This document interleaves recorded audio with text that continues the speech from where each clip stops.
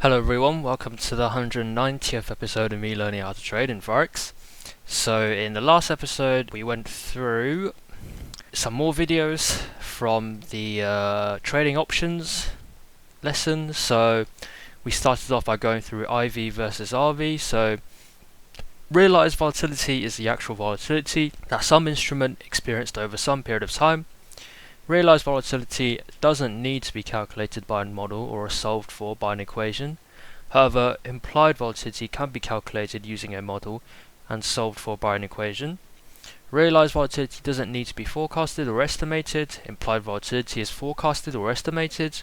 Realized volatility is backward-looking measure. Implied volatility is a forward-looking measure.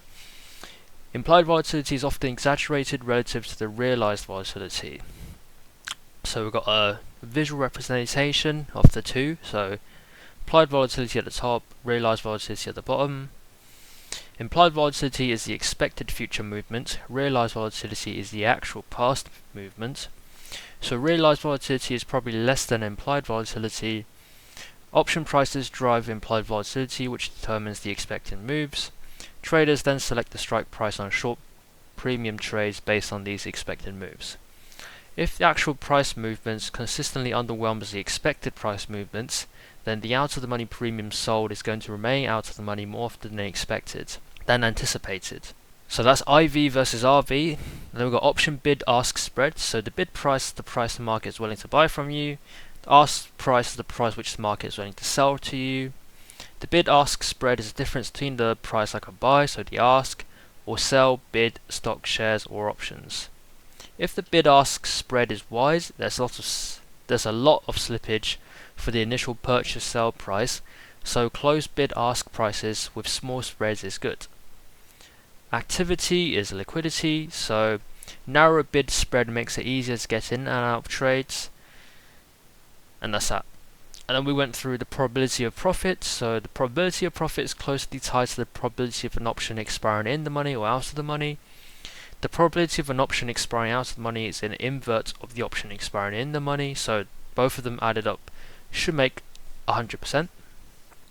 Option with more time has higher probability of expiring in the money. An option with a strike price closer to the market price has a higher probability of expiring in the money. At the money, strike prices has the highest extrinsic value. As option goes into out of the money, their extrinsic value decreases along with the probability of expiring in the money. So options has the highest chance of expiring out of the money when they're the furthest away from the stock price. Out of the money options have a probability of expiring in the money between 0 and 50%. At the money options have a probability of expiring in the money between 50%, around 50%. And in the money options have a probability of expiring in the money between 50 and 100%. So the less time there is until expiration, the closer these percentages will be to 0 or 100%. So that's where we left off at, around the 5-minute mark, so around here, and let's just carry on with the video then. So time we have until expiration, the closer these percentages will be to 0 or 100. Now that you have a basic understanding of the percentages of an option expiring in the money or out of the money, we'll dive into probability of profit, which is actually a very similar concept. Probability of profit, or POP, is the probability that a trade will have at least 1 penny in profit at expiration. So the probability of profit is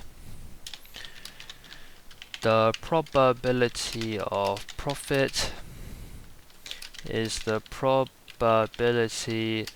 that a trade will have at least that a trade will have at least 0.01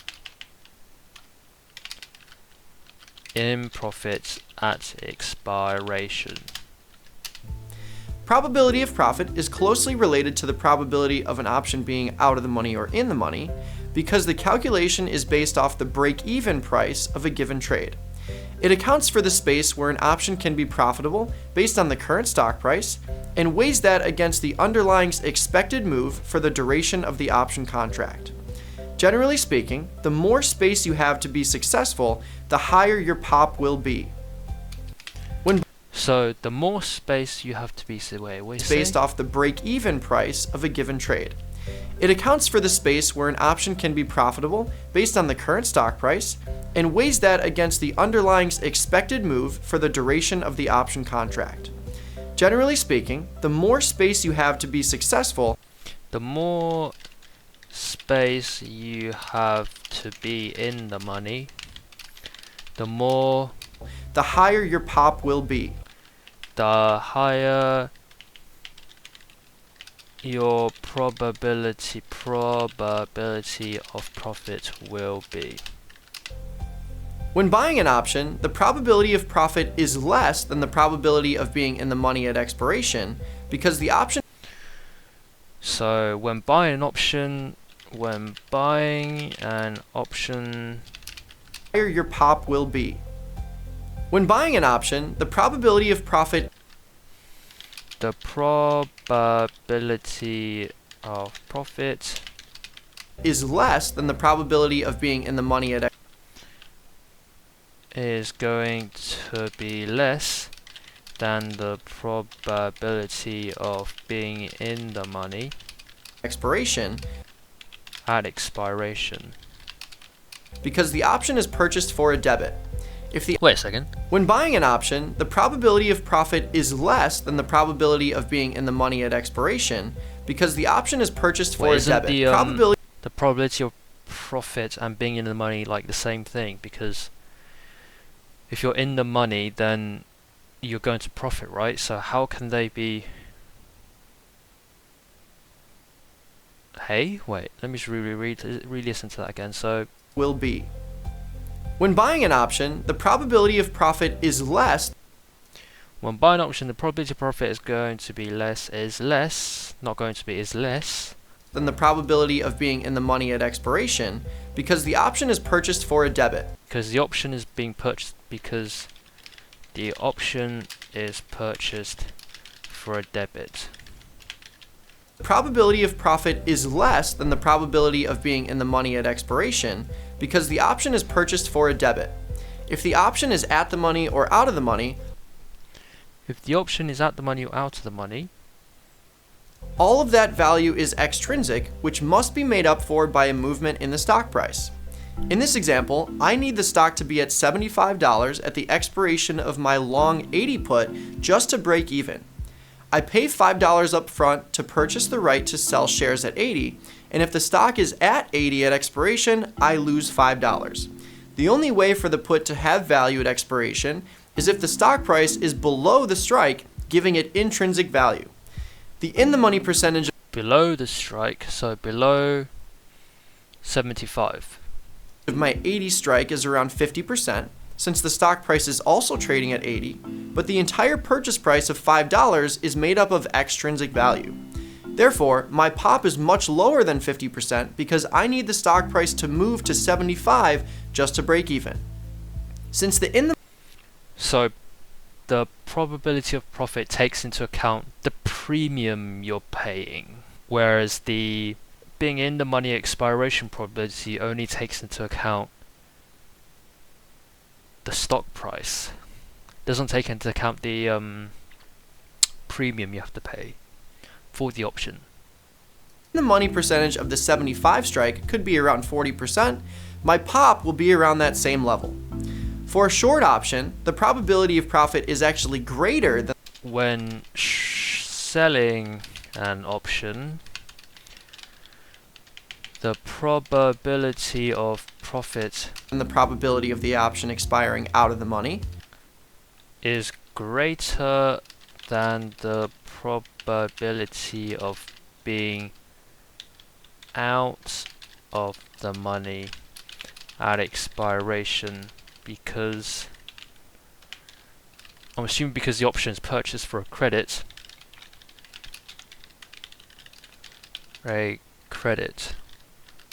Because the option is sold for a credit. Oh, it's sold. Sold for a credit.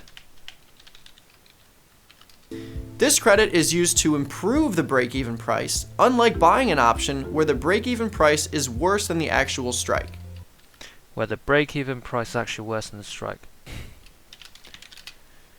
This what's the opposite of improve? This worsens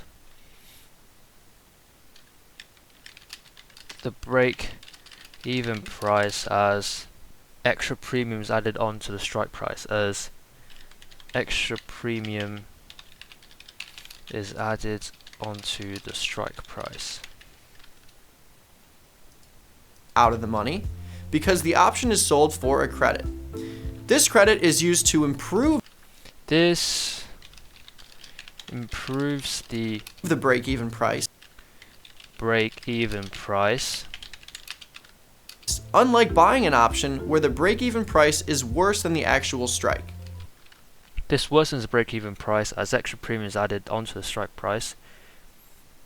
This improves the break-even price because as extra premium is taken away from the strike price.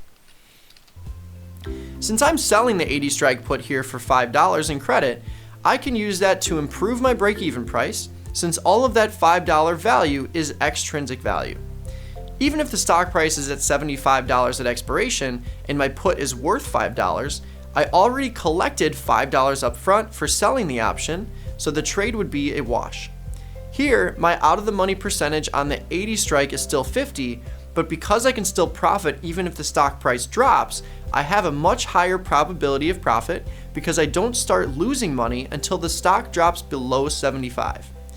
The out of the money percentage at the 75 strike could be around 60%, and if the pop of purchasing the 80 strike option is 40%, the pop of selling the option is 60%, just like taking the inverse of in the money and out of the money calculations.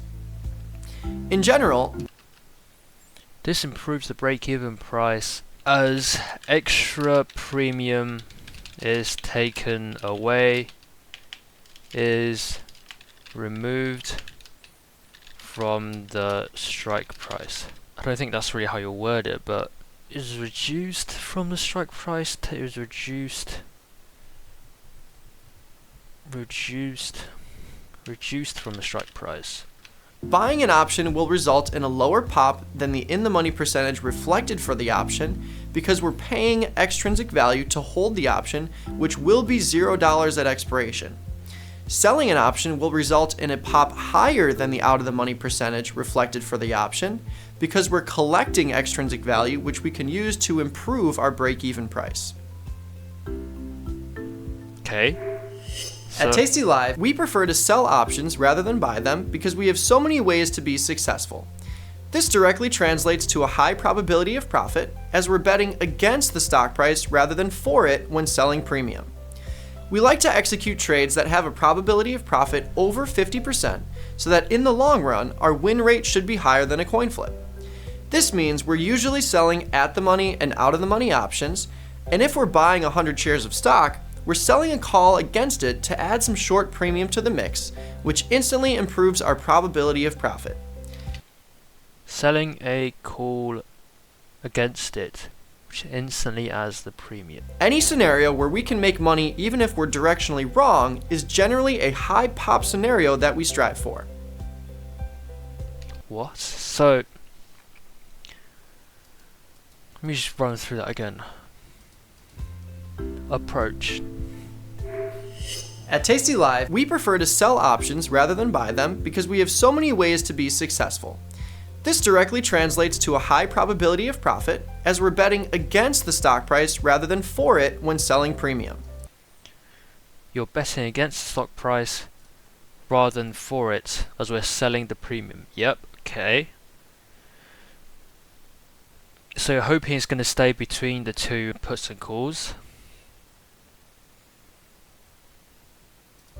We like to execute trades that have a probability of profit over 50% so that in the long run, our win rate should be higher than a coin flip. This means we're usually selling at the money and out of the money options, and if we're buying 100 shares of stock, we're selling a call against it to add some short premium to the mix, which instantly improves our probability of profit. Any scenario where we can make money even if we're directionally wrong is generally a high pop scenario that we strive for. High pop scenario. High, when you're going against the trend, that's a high probability of profit scenario, right? So review, let's see what it says in review. Let's review. In the money and out of the money probability percentages represent the probability at expiration, not during the trade. Out of the money and in the expiration, not during the trade, right? Okay. Probability of being in the money / out of the money at our break-even price can money percentages must equal 100% as of the money percentage plus in the money percentage equals 100%. Probability of profit represents the probability of making $0.01 on a given options trade at expiration. Yep. Probability of being in the money / out of the money at our break-even price can be used as a rough gauge for the probability of profit for the option we're trading. Probability of being in the money / as our break-even price can be used as a rough gauge for the probability of the profit. Probability of being in the money / out of the money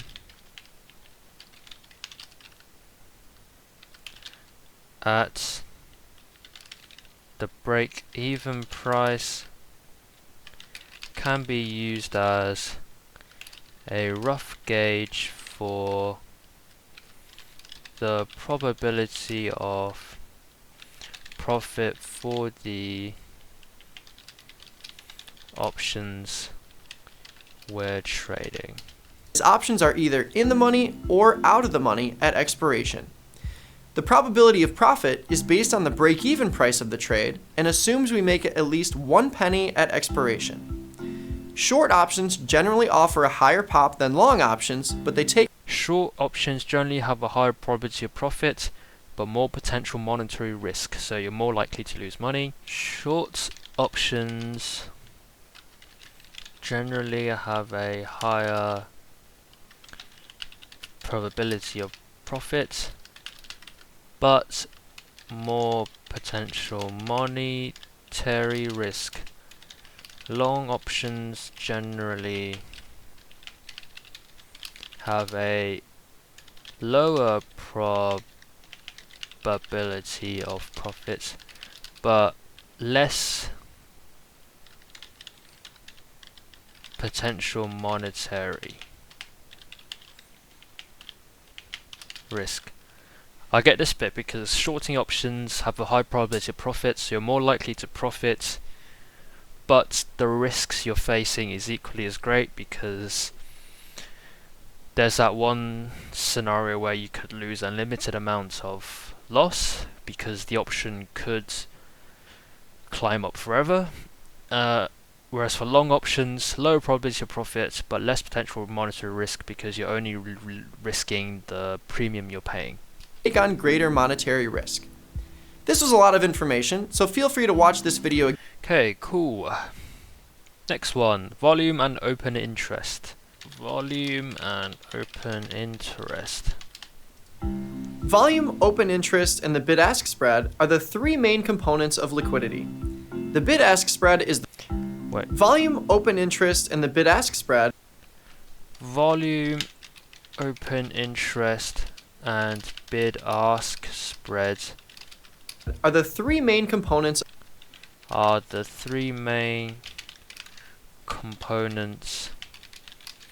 volatility. Of liquidity. Liquidity.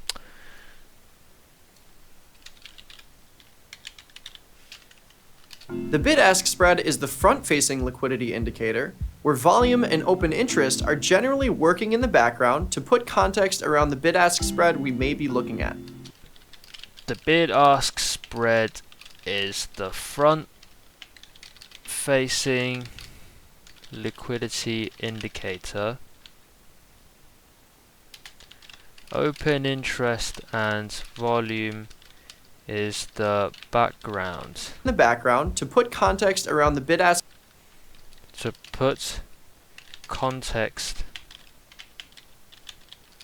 spread we may be looking at. To put context for the bid-ask spread. Volume represents the daily number of options or stock shares traded in an underlying. Volume is the number of contracts traded per day. Options are much more diverse as there are many different expirations and strike prices. Stock volume is pretty straightforward as it simply represents the number of shares traded that day.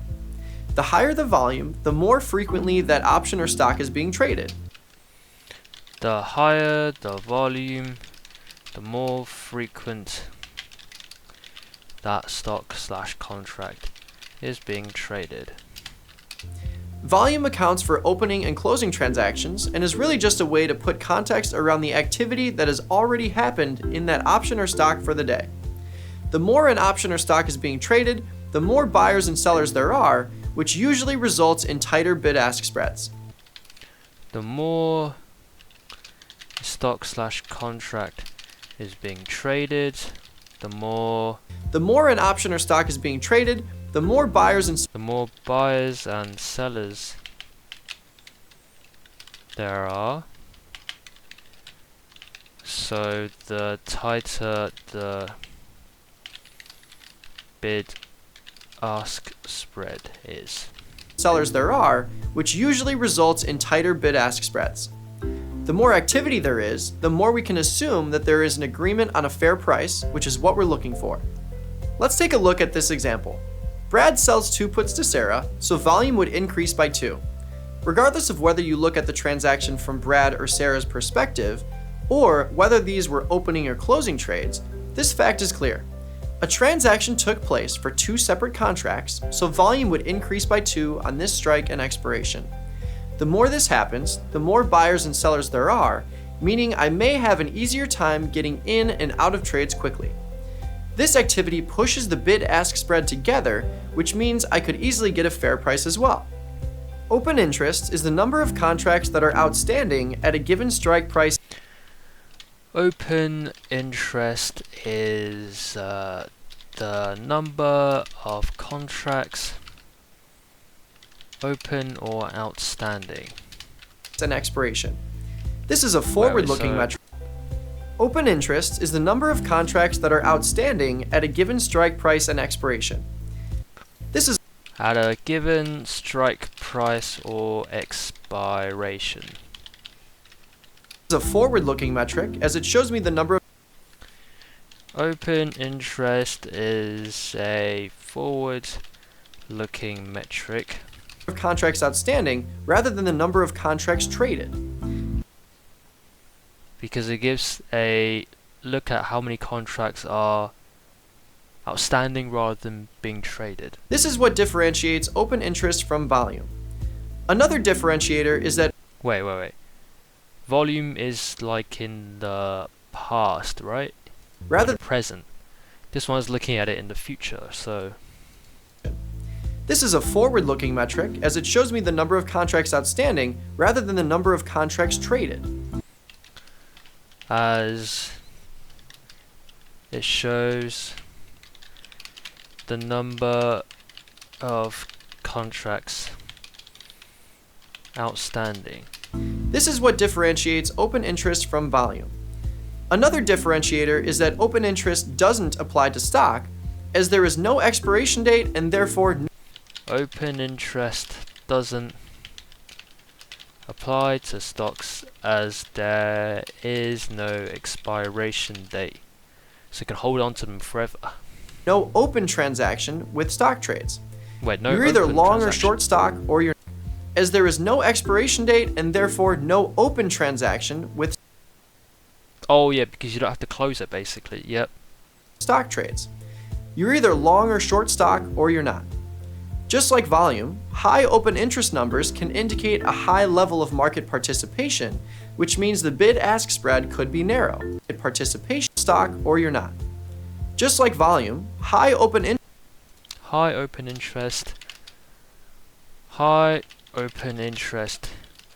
shows interest numbers can indicate a high level of market participation. Shows a high level of market participation. Which means the bid-ask spread could be narrow. Which could reduce the bid-ask spread. Open interest can be an indicator that I can get in and out of that strike easily, as there are a lot of open contracts available. In this example, Matt sells a put to Joe. If this is an opening trade for both parties, open interest would increase by 1 for the strike, as there would now be an open contract. If this was a closing trade for both parties, open interest would decrease by 1, as the open contract would then be closed and no longer pending. It's important to remember that we're not dealing with the actual counterparty when we're trading stock and options. Activity is facilitated by a market maker, so I can never know whether my counterparty is opening or closing a trade, or whether they have a complex strategy or a single option. This is why we don't get too caught up with what's actually happening with the transactions. That's the market maker's job. We just look at the number provided for both open interest and volume and make our decision to trade or not trade from there. Just like the bid-ask spread, we stick to liquid markets when trading stock and options. Stick to liquid markets. Liquid markets when trading stocks and options. For volume, this usually means we're trading strikes that have over 1,000 contracts traded that day. Minimum activity levels. Volume 1,000 plus contracts. Open interest 1,000 plus contracts. We can make exceptions to this, but the more volume there is, the better we feel about the liquidity of the strike. If we have 2 strikes that are next to each other, and one has 1,000 volume, but the other only has 20, we may choose the more liquid strike. The same approach applies to open interest. We like to trade strikes that have over 1,000 contracts of open interest. We can also make exceptions to this, but it could lead to illiquid trades and a tough time getting in and out of trades for a fair price. Since volume just tells us how many transactions took place that day, open interest could be a better indicator of future liquidity. Volume per day. So volume, was it? Open interest could be a better indicator of interest. We can also make exceptions to this, but it could lead to illiquid trades and a tough time getting in and out of trades for a fair price. Since volume just tells us how many transactions took place that day, open interest could be a better indicator of future liquidity. Open interest could be a better indicator for future liquidity. The more open contracts there are, the better indication I have that the market is liquid and I could be the counterparty for those contracts on opening or closing trades. Okay. Let's review. Volume is a historical metric that shows us how many shares or options traded that day. Option volume represents the total number of option transactions traded at the strike price and expiration that day. Yep. It gives us an indication of activity for the day. Open interest is an option metric that shows us how many open or pending contracts there are, and more open contracts could lead to a better chance at getting in and out of trades easily. So stock volume represents the number of shares traded that day. Open interest is the number of option contracts open at that strike price and expiration. Open interest doesn't apply to stock. High volume and open interest generally indicates higher liquidity and a more narrower bid-ask spread. The higher number we see for volume and open interest, the more narrow the bid-ask spread could be, which is key in finding the fair value for an options price and getting in and out with minimum slippage. This was a lot of information, so cool. Okay, so next one, IV rank and IV percentage. I feel like these videos are just I feel like these videos are meant to be in a what's it called? In a particular order, but they're not, so they just randomly jumbled together. IV percentile. IV rank and IV percentile. implied volatility rank and implied volatility percentile are metrics that we use to put context around implied volatility.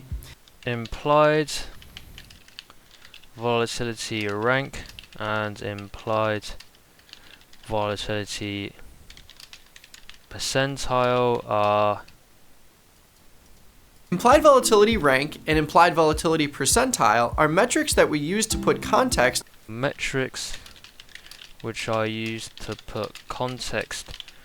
around implied volatility. Around implied volatility. They're important metrics to look at because they allow us to see how the current option market premium we see fares against previous periods in time. Implied volatility rank and implied volatility percentile are used How the current option market premium to see how the current market premium we see fares against previous periods compares against the previous in time. The previous what in time? Fares against previous periods in time. Previous periods. Periods in time. Just looking at the IV percentage isn't good enough because there are underlyings that have perpetually high IV and perpetually low IV. Without context, we might think an underlying has super high IV when really it could be at its IV lows of the year. Imagine going on vacation to a nice sandy beach somewhere. Throughout the year, the tide will rise and fall. If you just look at the beach for one day, you can't put any context around the tide level. It could be high or it could be low, but you can't compare it to anything else, so it just seems normal to you. Now imagine you've been there for a week, a month, a year. You can easily tell whether the tide is high or low now because you have data points to compare the current tide to. That's exactly what we're doing with IV rank and IV percentile. We're comparing the current IV percentage to the past year to determine whether the current IV is low or high, relatively speaking. Let's dig into IV rank first. IV rank is a very simple equation. The result puts the current IV on a scale between 0 and 100. So IV implied volatility rank equals current implied volatility minus 52 week low, all that divided by 52 week high minus 52 week low. Implied volatility rank. The scale is set. Let's dig into IV rank first. IV rank is a very simple equation. The result puts the current IV on a scale between 0 implied volatility rank puts the current implied volatility on a scale of and 100. Is it 0 to 100, did you say? Very simple equation. The result puts the current IV on a scale between 0 and 100. A scale of 0 to 100. The scale is set with the low IV percentage for the year at 0 and the high IV percentage for the year at 100. Low implied volatility percentage equals 0. High implied volatility percentage equals 100.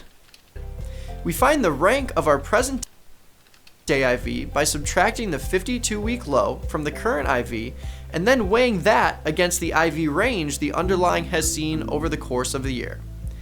If the current IV is lower than the annual IV low, we know that IV rank must be 0 right now, as the current IV is setting the new low. In this image, we've got 3 different implied volatility charts, which gives us 3 different IV rank ranges. Take a look at the first example at the top. If the annual IV low is 20% and the annual IV high is 30%, 20% or below would be an IV rank of 0.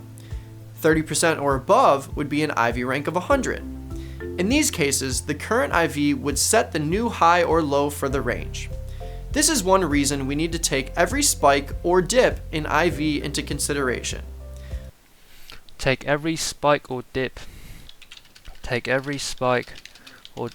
in implied volatility for consideration. One big spike can change the entire range and gives us less context around practical IV rank. If our current IV is 25%, we know the IV rank is 50, as that is right in the middle of the annual range, and if we walk through the previous calculation, we can see that. If we look at the second example, an IV rank of 0 would be 30%, and an IV rank of 100 would be 150%. If our current IV was 90%, we would be right in the middle of the range again for an IV rank of 50. This range is very wide and tells me that option prices are fluctuating drastically in this market. The final example could be the most interesting and misleading at the same time. Because the range is so narrow, where 7% IV is a rank of 0 and 10% IV is a rank of 100, a very small change in the IV percentage would mean a very big change in IV rank. At the same time, an IV percentage of 10 is extremely low and won't offer much premium for option sellers. It's important to realize that an IV rank, or IV percentile for that matter, might be 100, which could look appealing at first, but it's crucial that we check the actual implied volatility percentage as well to ensure that we have a full picture of sellers. A very small change in the IV percentage would mean a very big change in IV rank. At the same time, an IV percentage of 10 is extremely low and won't offer much premium for option sellers. It's important to realize that an IV rank, or IV Note that an implied volatility rank or implied volatility percentile, IV percentile for that matter, might be 100, which could look appealing at first, but it's crucial that we but always check what the actual implied volatility is. Always check the actual implied volatility percentage as well to ensure that we have a full picture before placing a trade. To ensure a full picture before placing a trade. Now that you've got a grasp on IV rank, let's talk about the similarities and differences that IV percentile has to offer. IV percentile is a more complex calculation because it doesn't just look at the low and high IV. So, implied volatility percentile is equal to number of days under current implied volatility divided by number of trading days. Range for the year. This calculation measures how many days IV has been under the current IV relative to the total number of trading days in a year. This gives us an idea of how extreme the current IV is. Implied volatility percentile shows how extreme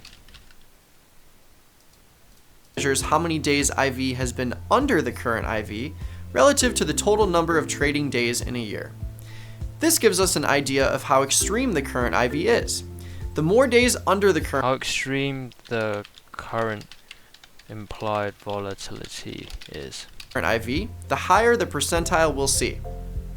The main knock on IV rank is that one-day spikes or troughs in IV will swing the IV rank range and therefore change the sensitivity of IV rank within that range. Because of this, single-day IV swings can have much more of an impact on IV rank compared to IV percentile. Single-day implied volatility swings can have much more of an impact on the implied volatility rank than the implied volatility percentile. IV percentile gives every trading day an equal weight, which smooths out the calculation. IV percentile gives an everyday equal weight compared to IV percentile. IV percentile gives every trading day an equal weight, which smooths out the calculation. Because the calculation is based on days below rather than absolute IV values, a huge spike in IV would just be a small blip on the IV percentile calculation. Because of this, single day IV swings can have much more of an impact on IV rank compared to IV percentile. Approach. At Tasty Live, we sell option premium when it's high and typically stay away from it when it's low. IV high option prices 50 to 100 IV rank. Low option prices, high option prices equals 50 to 100 implied volatility rank. Low option prices equals 0 to 50 implied volatility rank. We like to compare implied volatility to a balloon for option prices. When IV is high, option prices are high relatively speaking. When IV is low, option prices are low relatively speaking. The higher the IV gets, the closer we get to 100 with IV rank. The lower IV gets, the closer we'll get to 0 with IV rank. Typically, we like to sell premium when IV rank is over 50. The higher the rank is, Sell premium when IV rank is over 50. The higher the implied volatility is relative. The higher the implied volatility rank is, the higher the...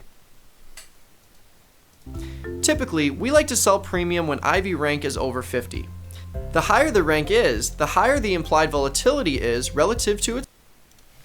The implied volatility is relative to the... The higher the rank is, the higher the implied volatility is relative to itself over the course of a year. Relative to itself over the course of a year. This could lead to a premium selling opportunity, or potentially getting into a long or short stock position using short options at a great cost basis. IV rank under 50 usually indicates that premium is relatively cheap, and we could wait for a better Implied volatility rank under 50. cost basis. IV rank under 50 usually indicates that premium is relatively cheap, Usually indicates the premium is relatively cheap. and we could wait for a better opportunity to sell options or deploy a strategy that benefits from an increase in IV. IV percentile can be used as well, but it's important to stick to one or the other.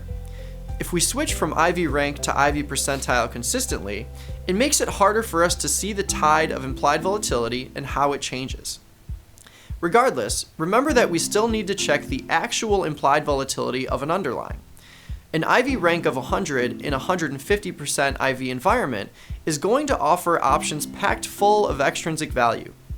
On the flip side, Yeah, at the end bit, I was like, this could what is lead going to a on? premium selling opportunity So- IV gets, the closer we get to 100 with IV rank. Yeah, I'll leave it until the next episode to have a fresher mind to go through things. And I shall see you all in the next video where we carry on from IV rank and IV percentile at around the 2-minute mark. So, yeah, see you later. Peace.